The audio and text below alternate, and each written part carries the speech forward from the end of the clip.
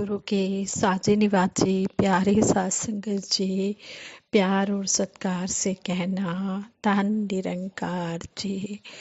साध संगत जी, सतगुरु माता जी, निरंकारी राजपिता जी, निरंकार दातार आप साध संगत माँ के आशीर्वाद से दासी ये विचार रखने जा रही है। आप जी ये विचार प्रवान करें। इन विचारों द्वारा हमें यही समझाया गया है कि एक की साधना करने से सबकी साधना हो जाती है। एक साधे सब सदे, सब साधे सब जाए। इसी पर आधारित दासी एक स्टोरी आप जी के चरणों में शेयर कर रही है। साध संगत जी कहते हैं, एक लड़के ने एक बार एक बहुत ही धनवान व्यक्ति को देखकर धनवान बनने का निश्चय किया। वह कई दिनों तक मेहनत कर धन कमाने में लगा रहा और बहुत सारा धन कमा लिया। इसी बीच उसकी मुलाकात एक विद्वान से हो गई।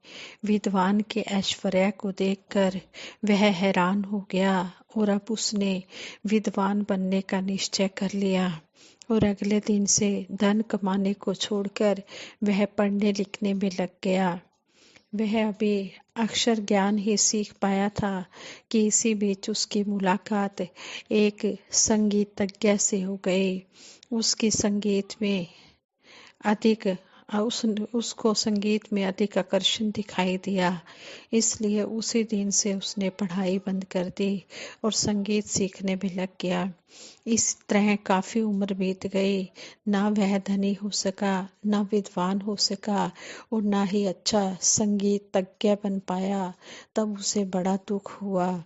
एक दिन उसकी मुलाकात एक बहुत बड़े महात्मा से हुई। उसने महात्मा को अपने दुख का कारण बताया। महात्मा ने उसकी परेशानी सुनी और बोले, बेटा दुनिया बड़ी विचित्र है। जहाँ भी जाओगे वहाँ कोई ना कोई आकर्षण जरूर दिखाई देगा। एक निश्चय कर लो और फिर जी जान से उसी को प्राप्त करने में लग जाओ। तुम्हें सफलता जरूर मिलेगी, नहीं तो दुनिया के झमेलों में यूं ही चक्कर खाते रहोगे। युवक को महात्मा की बात समझ में आ गई और वह एक लक्ष्य बनाकर उसी का अभ्यास करने लगा। इसी तरह कहा भी गया है, एक साधे सब सदे, सब साधे सब जाए। जो भी कार्य करें उसे पूरे तन मन से एकाग्रचित होकर करें। संपूर्ण ब्रह्मांड एक ही ईश्वर द्वारा रचित है। इस परमेश्वर के विस्तार की व्यवस्था को जान पाना मानवीय सोच समझ और शक्ति से परे है। अज्ञानता, भाषा व स्थानों आदि के कारण मनुष्य ने इस परमेश्वर के अनेकों नाम निर्धारित किए हुए हैं।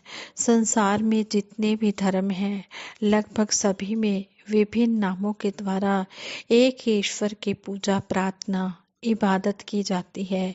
विभिन्न स्थानों, जलवायु और परंपराओं के कारण अलग अलग धर्म अवलंबियों ने अपने अपने धर्म में बहुत से कर्म कांड जोड़ लिए हैं, जिसमें ईश्वर, परमात्मा, अल्लाह, गॉड, वाहेगुरु को खुश करने का भाव छिपा हुआ है। संतों महात्माओं ने समय समय पर संसार में व्याप्त इन भ्रमों भ्रांतियों का निवारण भी किया है। जैसे कि रहीम जी ने भी लिखा है, एक कै साधे सब सदे, सब साधे सब जाए। रहीमन सींचो मूल को, फूले फले अघाए। भाव यह है कि यदि पेड़ की डालियों, फूल पत्तियों की बजाय जड़ में ही पानी डाला जाए तो वह जल पूरे पेड़ को हरा भरा रखेगा। इसी तरह ये परमपिता परमात्मा एक ही है। चाहे इसे गॉड कह लो, अल्लाह कह लो, वाहेगुरु कह लो, निरंकार के नाम से जान लो, लेकिन एक को मानो, एक को जानो और एक हो जाओ। एक को सिमरो नानका, जो जल तल रेहा समाए। दूजा काहे सिमरिए, जो जम्मे थे मर जाए। जो एक की ही हमने आराधना करनी है, जो जल थल में हर जगह समाया हुआ है। दूसरा दूसरा तो कोई है ही नहीं, तो किसका सिमरन करना है। दूसरा तो ये संसार है। संसार में तो लोग आ रहे हैं, जा रहे हैं, जन्म ले रहे हैं, मर रहे हैं।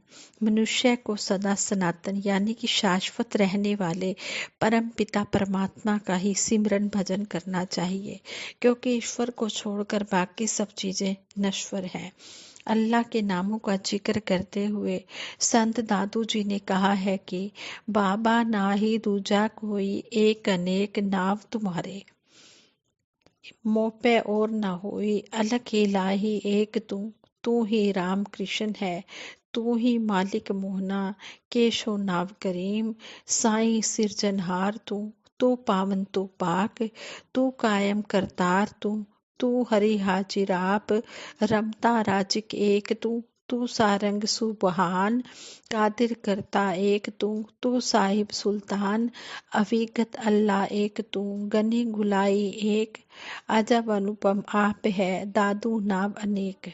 दादू जी कहते हैं कि हे ईश्वर, आप मेरे लिए एक ही हो, दूसरा कोई है ही नहीं। आपके तो अनेकों नाम हैं, परंतु मैं दूसरे नाम लेने में असमर्थ हूँ। तू ही अलग है, इलाही है, तू ही राम कृष्ण है, तू ही रहम करने वाला है, तू ही मेरा मालिक है, मुझे अच्छा भी लगता है, तू ही कर्म करने वाला करीम है, और केशव भी तेरा ही नाम है। हे मेरे साईं, हे मेरे मालिक, तू ही इस संसार की रचना करने वाला है, तू ही पावन और सबसे पवित्र है, तू ही करण करावनहार है, तू हमेशा सब जगह कायम दायम वह सब जगह हाजिर नाजिर है, तू ही संसार के कण कण में विराजमान है, और सारंग व सुबहान भी तेरे ही नाम है। तू पूर्ण है और सबका बादशाह भी है, तेरी गति कोई नहीं जानता। तू अद्भुत शक्ति पुंज है, तेरे अनेकों नाम होते हुए भी तू एक ही है।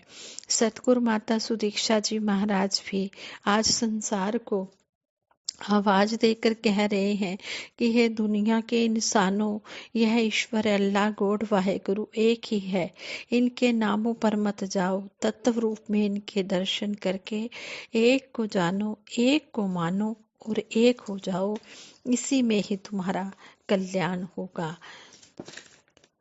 जीवन में ब्रह्म ज्ञान सबसे ज़्यादा जरूरी है। ब्रह्म ज्ञान की महत्ता, ब्रह्म ज्ञान की जानकारी ब्रह्म ज्ञानी को ही होती है।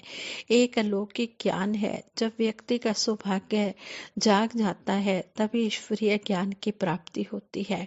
सतगुरु ब्रह्म ज्ञान देकर हमारे जीवन को सफल बनाते हैं। ब्रह्म ज्ञान के बिना जीवन शून्य माना जाता है।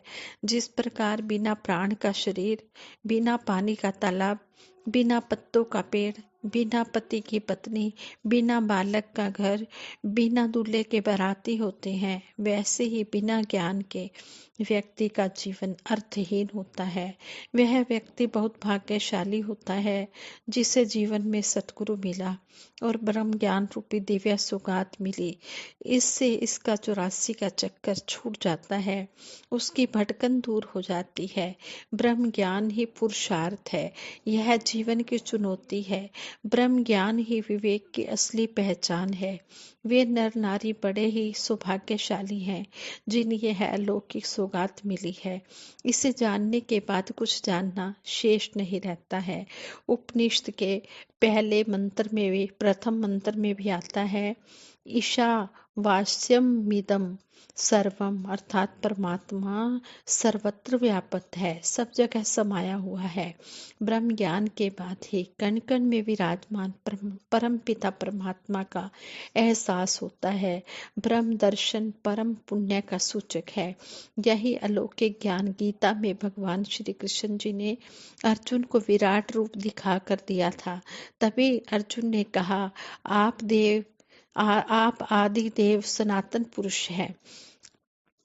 महात्मा कबीर जी ने भी ब्रह्म ज्ञान के बारे में कहा है कि इस अलौकिक ज्ञान का आनंद तो सच्चिदानंद का ही दूसरा नाम है, परंतु इसका वर्णन अनंत है। सात समुद्र की मसी करूं, लेखनी सब बन राय, धरती सब कागज करूं, हरि गुण लिखा न जाए।